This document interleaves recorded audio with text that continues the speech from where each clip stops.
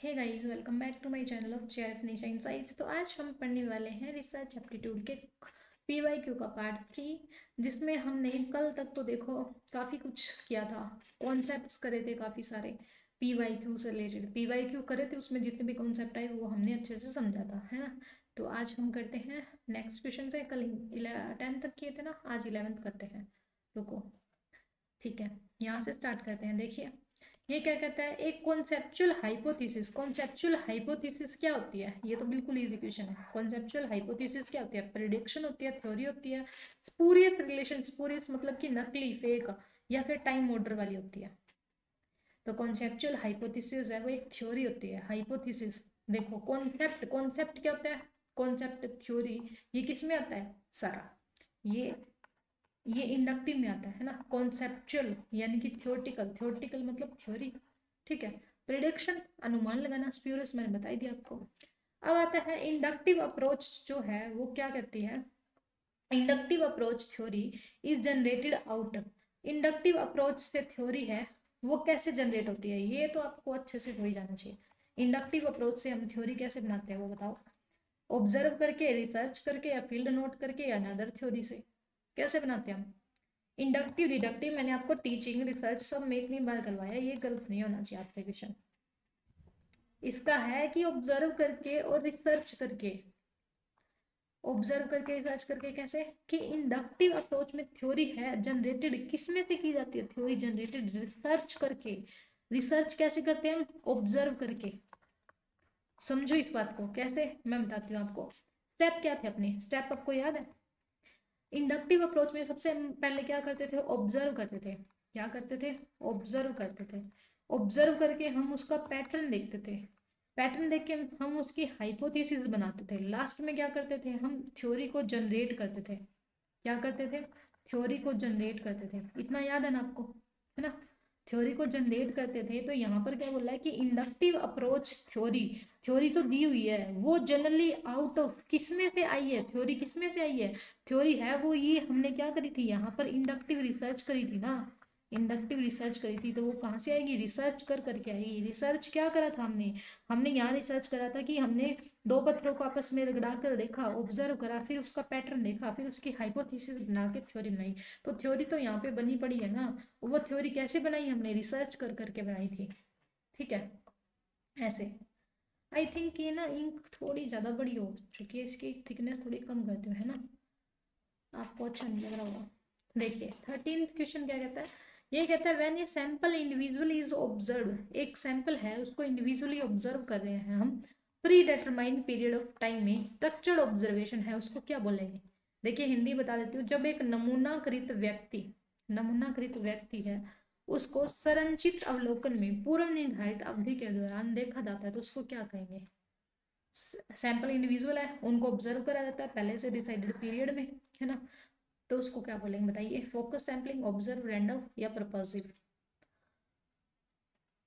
तो इसका आंसर आ जाएगा अपना फोकस, क्योंकि देखो मैंने आपको बताया हुआ है कि पहले से डिसाइडेड सब चीजें होएगी, है ना। और एक टाइम भी पीरियड पहले से डिसाइड होएगा, और जो ऑब्जर्व करा जाना है वो भी स्ट्रक्चर्ड यानी कि पहले से डिसाइड होएगा कि क्या क्वेश्चन पूछे जाने हैं, किस टाइम पूछे जाने हैं, किस जगह पूछे जाने हैं, है ना। सारी चीज तो वो उस पर पहले से ही फोकस होता है। ऑब्जर्वेशन तो फील्ड में जाके कर सकते हैं। रैंडम मतलब कि बिना कुछ सोचे समझे। पर्पसिव यानी कि कोई एक उद्देश्य होता है, ठीक है। तो फोकस आ जाएगा इसका आंसर। 14th क्या कहता है? 14 कहता है कि इथनोग्राफी जो रिसर्च है, उसमें research the researcher involve himself in A over a period of time. कि इथनोग्राफी रिसर्च में रिसर्चर है वो अपने आप से इन्वॉल्व हो जाता है टाइम पीरियड में, तो वो बताइए उसको क्या बोलेंगे? Philosophical discourse, political campaigning, financial transaction, या सोशल सेटिंग? ये आपको अच्छे से पता होना चाहिए। इथनोग्राफी का मतलब बता देती हूँ मैं। इथनोग्राफी मतलब कि किसी के कल्चर की स्टडी करना, किसी के कल्चर की स्टडी करना, कल्चर को समझना, कल्चर में पूरी तरह डूब कर उसको समझना, है ना, डीपली समझना, उसको बोलेंगे। तो बताइए इसका आंसर क्या होगा? और एक इसमें आती है, क्वालिटेटिव में आती है।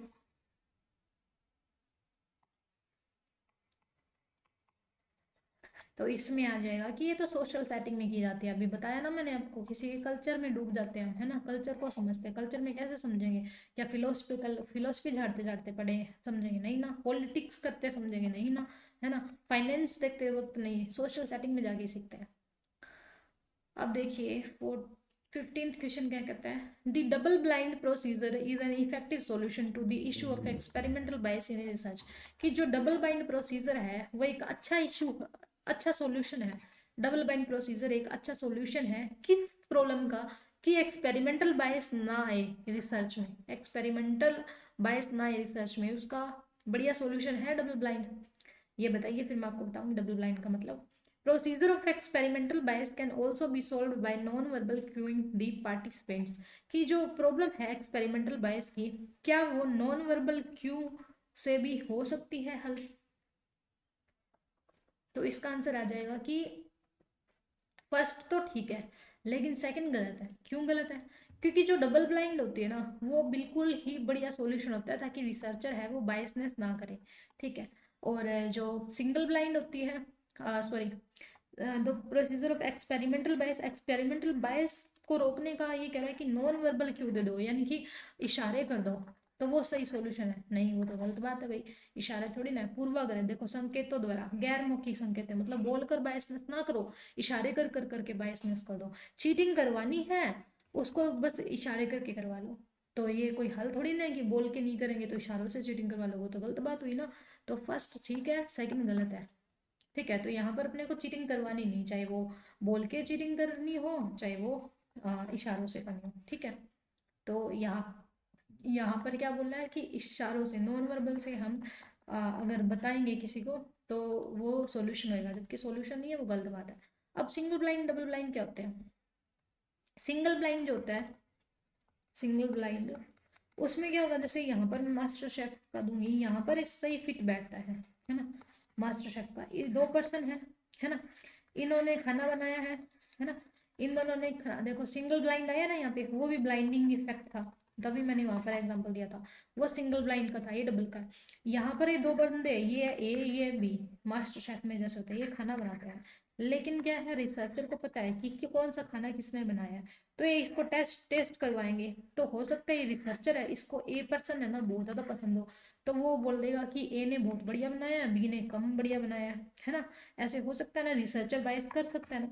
तो इस बायस को रोकने के लिए क्या क्या है अपने पास सॉल्यूशन? ये तो हो गया सिंगल ब्लाइंड। सिंगल ब्लाइंड मतलब कि एक पर्सन को नहीं पता, सिर्फ एक के ऊपर पट्टी बंधी हुई है, एक के ऊपर पट्टी बंधी हुई है, मतलब कि सिर्फ इनको रिसर्चर को पता है ना। रुको इंक चेंज करती हूँ, इसमें सही दिख नहीं रहा आपको ना। हाँ, ये तो हो गया सिंगल ब्लाइंड, ये क्या हो गया, सिंगल ब्लाइंड, है ना। तो इसको पता है अभी रिसर्चर को। बाद में कहता है अगर इसको रोकना है ना, अपने को समस्या को खत्म करना है, तो डबल ब्लाइंड लेके आओ। डबल ब्लाइंड में क्या होता है, देखो मैं बताती हूँ आपको। देखो सिंगल ब्लाइंड में तो क्या है, ये है दो पर्सन, ये है ए, ये है बी। यहाँ पर रिसर्चर को पता होगा कि कौन सा खाना इसने बनाया है, कौन सा खाना इसने बनाया है, तो यहाँ पर बायसनेस आ सकती है। तो इसको क्या बोलेंगे, सिंगल ब्लाइंड। लेकिन इसकी समस्या को दूर करने के लिए हमारे पास क्या सॉल्यूशन है? सॉल्यूशन है हमारे पास डबल ब्लाइंड का। डबल ब्लाइंड में क्या होगा, डबल ब्लाइंड में ना, जो रिसर्चर इधर बैठा है ना, टेस्ट करने के लिए, इसको भी नहीं पता होगा कि कौन सा खाना ए ने बनाया है, कौन सा खाना बी ने बनाया है, ठीक है। इसको भी नहीं पता कि कौन सा खाना ए ने बनाया है, कौन सा खाना बी ने बनाया है। इस ये पीछे से ही सब चीज डिसाइडेड होके आएगा कि इसने इतने बनाया। अब रिसर्चर को नहीं पता होगा, तो रिसर्चर है वो बिना बायस हुए बता देगा कि भाई ये वाला खाना जो दाल मखनी है वो अच्छी बनी है, पनीर है वो अच्छा नहीं बना, ठीक है। तो वो ये डबल ब्लाइंड के आया समझ में। तो ये वाला था अपना। तो 16 क्वेश्चन करते हैं। 16th क्या कहता है, 16 कहता है अपने को कि when in a process of reasoning observation is followed by A theory. जब हम क्या करते हैं, रीजनिंग की ऑब्जर्वेशन में हम एक थ्योरी को फॉलो करते हैं, hypothesis interpretation that approach to research is known as, कि in a process of reasoning, reasoning की प्रोसेस कर रहे हैं, है ना, कोई ऑब्जर्वेशन कर रहे हैं हम, तो हम थ्योरी से होके चलेंगे, हाइपोथेसिस इंटरप्रेट करेंगे, तो उस रिसर्च का को क्या बोलेंगे हम, फॉर्मुलेटिव बोलेंगे, स्टैंडर्ड बोलेंगे, इंडक्टिव और डिडक्टिव। देखिए ध्यान से क्या बोल रहे हैं, थ्योरी से स्टार्ट होंगे हम।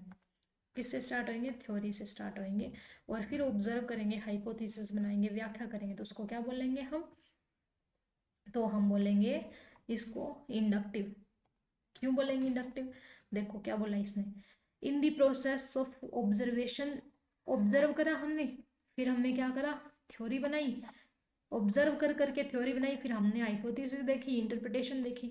अब ऑब्जर्व करके थ्योरी को किस में बनाते हैं बताइए, सबसे पहले हम क्या करेंगे, ऑब्जर्व करेंगे, फिर हम क्या बनाएंगे, पैटर्न बनाएंगे, फिर हम हाइपोथेसिस बनाएंगे, लास्ट में क्या करेंगे, थ्योरी, है ना। तो ये थ्योरी किससे बनाई है हमने, थ्योरी है वो कहाँ से बनाई है हमने, हमने ऑब्जर्व करके बनाई है। और थ्योरी का ऑब्जर्व करके किस में बनाते हैं हम, इंडक्टिव में बनाते हैं। और डिडक्टिव की बात करें तो डिडक्टिव में पहले से थ्योरी होती है अपने पास, उसको हम फिर हाइपोथेसिस के बेस पे क्या करते हैं, टेस्ट करते हैं, टेस्ट करके फिर हम उसका कंक्लूजन निकालते हैं, है ना।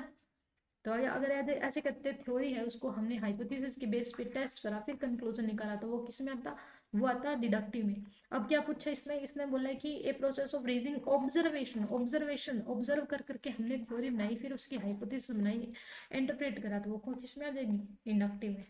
ठीक है, तो ये था अपना इंडक्टिव। ये ना मैं आपको पावर पॉइंट पे पढ़ा रही हूँ।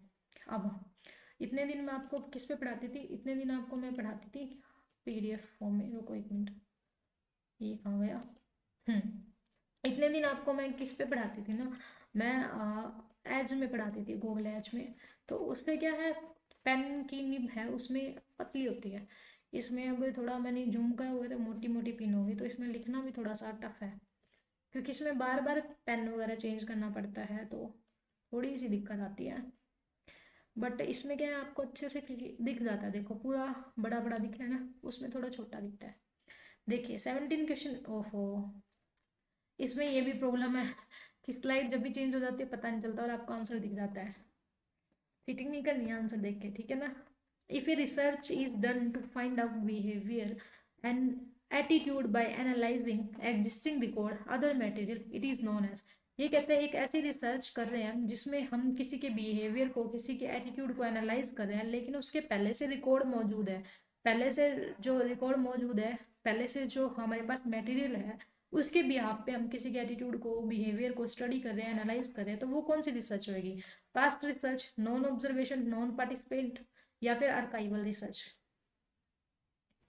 जहां पर हम पुराने रिकॉर्ड रखेंगे, वो वाली रिसर्च बताइए।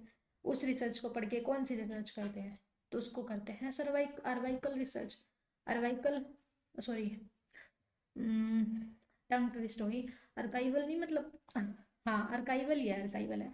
अर्वाइ अर्काइव में डालते हैं ना, हम चैट को अर्काइव में डालते हैं, पुराना जो डाटा अपना होता है जो यूज नहीं हो रहा है ना, उसको किस में डालते हैं, अर्काइवल में।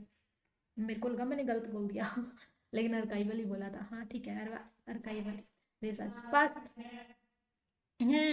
अर्काइवल रिसर्च, ठीक है। अर्काइव में हम डाटा डालते हैं, आप कोई वेबसाइट पर जाके देखोगे तो वहाँ पे आपको अर्काइव का फोल्डर मिलेगा, है ना। तो उसमें क्या होता है, पुराना डाटा पड़ा हुआ होता है अपना, जैसे हमें अगर कोई कॉन्टैक्ट नहीं चाहिए तो हम किस में डालते हैं, अर्काइव में डालते हैं, है ना। तो उस डाटा को लेके हम जो रिसर्च करेंगे उसको बोलेंगे अर्काइवल रिसर्च। तो आज के लिए बस इतना ही, मिलते हैं नेक्स्ट वीडियो में। आई होप कि आपको ये वीडियो अच्छी लगी है तो प्लीज़ लाइक करो, शेयर करो, कमेंट में ज़रूर बताना, और चैनल को सब्सक्राइब भी करो, ठीक है। मिलते हैं नेक्स्ट वीडियो में, तब तक के लिए bye bye, take care and thanks for watching.